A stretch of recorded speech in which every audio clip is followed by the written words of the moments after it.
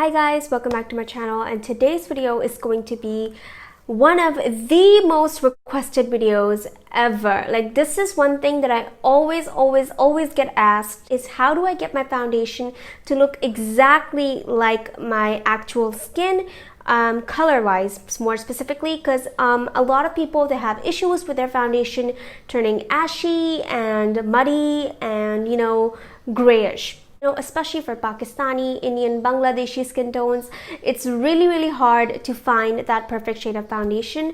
So that is what I am basically going to talk to you guys about today. How to get the right shade of foundation. And I'm going to share with you guys one technique, only one technique, that will actually change your foundation game. Your foundation is going to look exactly like your skin using this one technique. And this technique is really going to work for all skin tones. So I'm so excited to share it with you.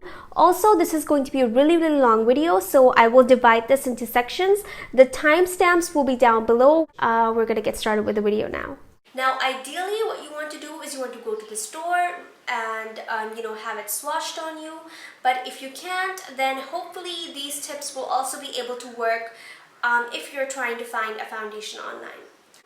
So the first thing that you have to do is you have to put yourself in a category. Are you fair, which is obviously very fair? Are you light, which is not very fair, but not exactly medium tan as well? And then there's the medium tan category. Are you medium or tan? Are you dark? Are you a little bit more darker than medium, but not very dark? Or are you deep dark, which is very dark? Obviously, as the name suggests. So this is the first thing that you have to do. You have to put yourself in one of these categories. So the second thing that you have to do, that, oh my god, is probably the most difficult thing for so many people, is finding your undertone. Are you warm? Are you cool? Are you neutral? Now, this is really tough, you guys. And I know there's so many tips on the internet. You can use jewelry, you can put a white cloth, black cloth, you can look at your veins, which honestly is very hard. I can never figure it out.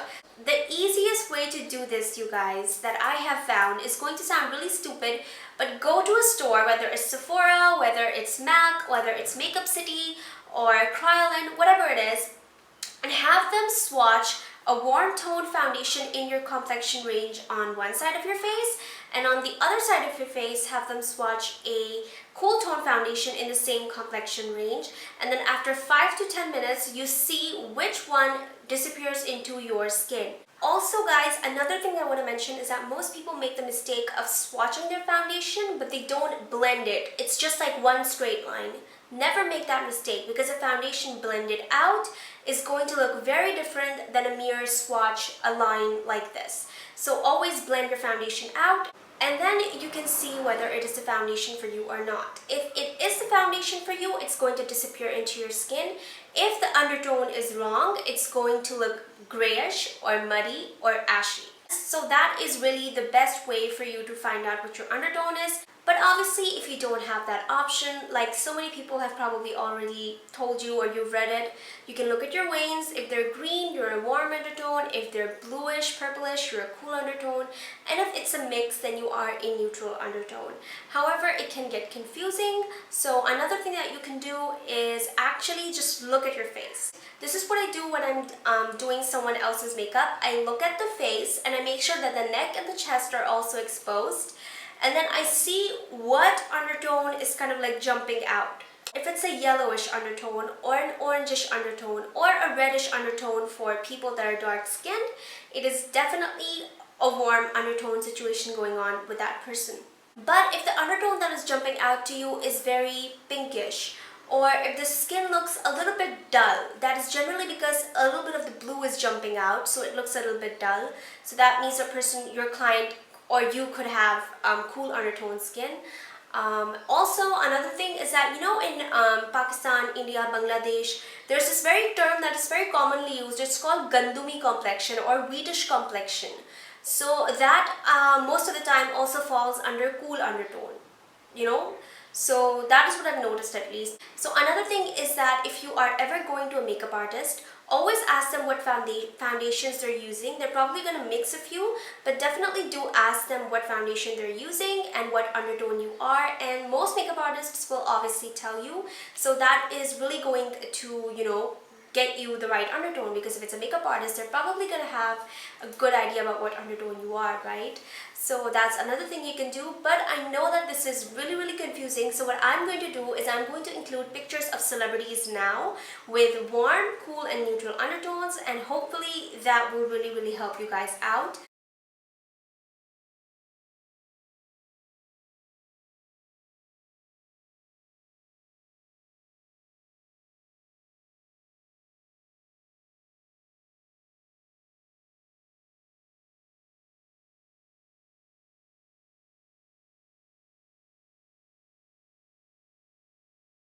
Another thing that I want to mention is that if you are someone who's looking for a foundation online and you have no idea about their shade range, one really cool website is called Foundation.com.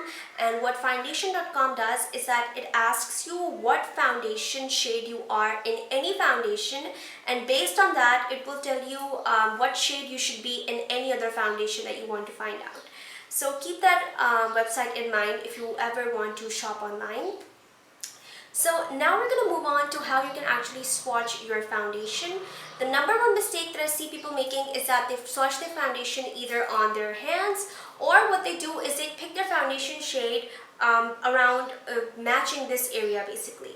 You never want to match this area of your face, because this area of your face is naturally going to be lighter than the rest of your face. So you want to match the periphery of your face, and then what you're going to want to do is you're going to take a swatch like this from here and then all the way to your neck. The ideal foundation, your perfect foundation, is going to match this area and it's going to blend beautifully into this area. It doesn't have to match your neck, but it has to blend nicely into your neck, if you know what I mean. I hope you guys will be able to see when I actually show you guys the demo. But yeah, that's what I'm trying to say. Swatch it on the jaw, blend the swatch, and make sure it disappears onto your skin, and then it matches your neck as well. Another thing that I want to talk about, you guys, is that a lot of people and a lot of makeup artists make this mistake, is that they confuse the whole thing about oxidation. Oxidation is not the same as your foundation turning ashy or gray.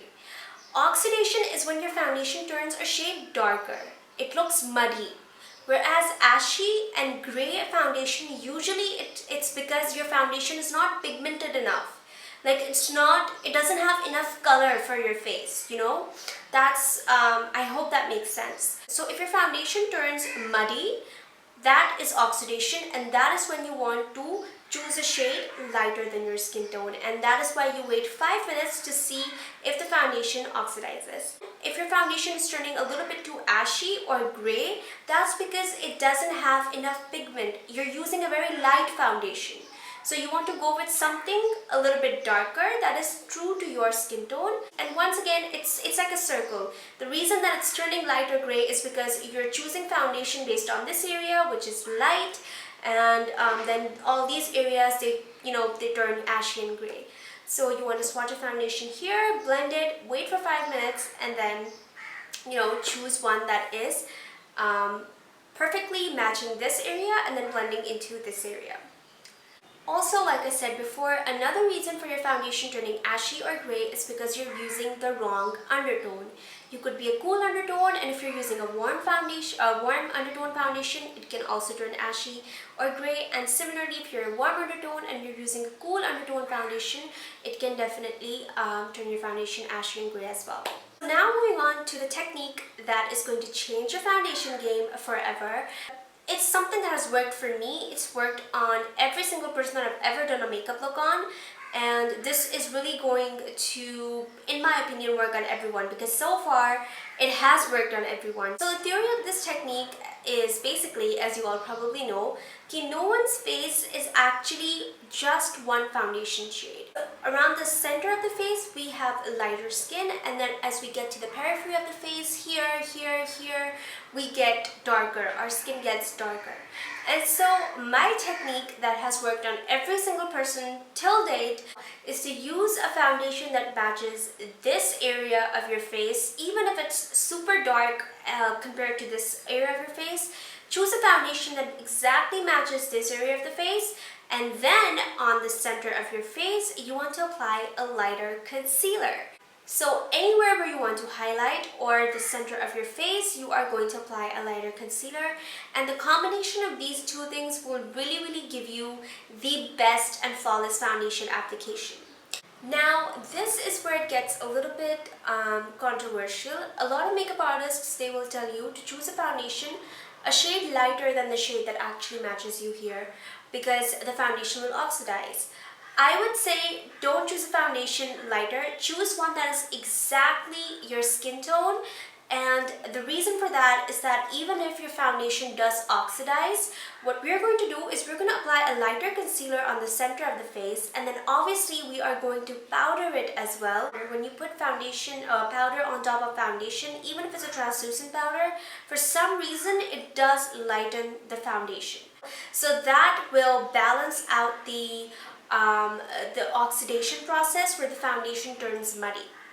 And what that does is that it mimics the natural shade range of your face. So yeah, that is basically the technique that I use, and this has worked on literally almost every single person that I've ever done makeup on, and the skin looks really nice and flawless. And I know there will be some makeup artists that will disagree with it and they will say that this does not work.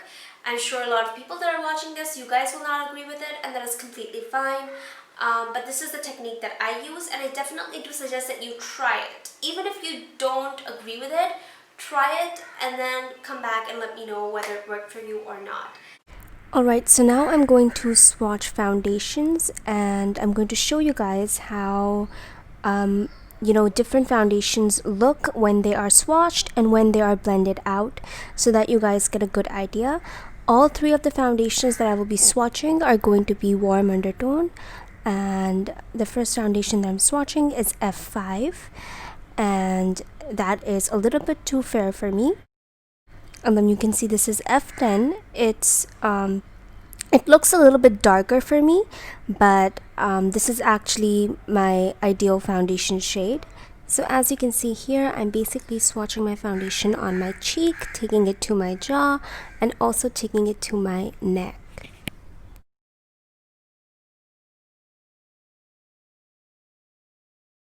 So now this is the mix of the foundation shades F10 and F13, and as you can see, it's a little bit dark for my face. However, for my neck, it looks like a pretty good match. So as you can see, these are the three shades.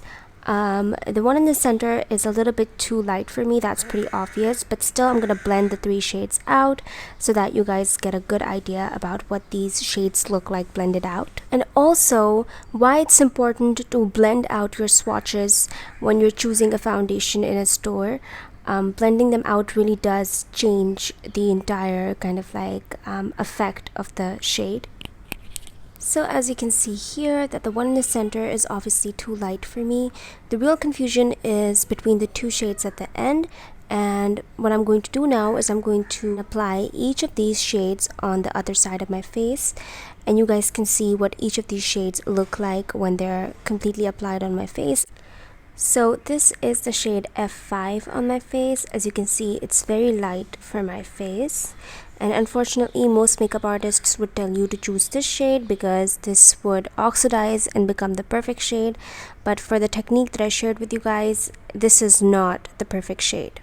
Now I'm going to apply this foundation with the shades F13 and F10 mixed together, and this shade is a little bit too dark for me. Basically for the technique that I showed you guys, you want a foundation shade that matches your jaw perfectly, and this was a little bit too dark for me, and I'm not sure if the camera is picking up, but this was starting to look a little bit orange on me as well. Now we're going to move on to the foundation shade that is my perfect match, which is the shade F10. And as you guys can see, I'm applying it on my face.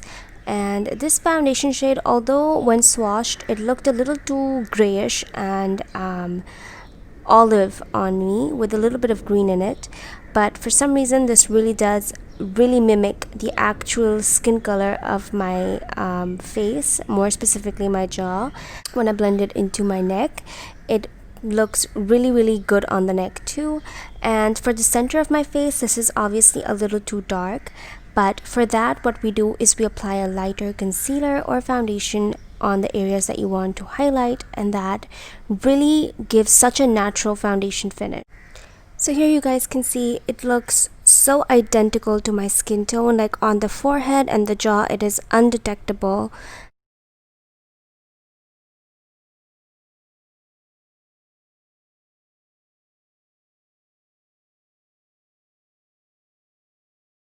So now to show you guys the technique, I'm going to apply the lighter concealer on all the parts of my face that I want to highlight.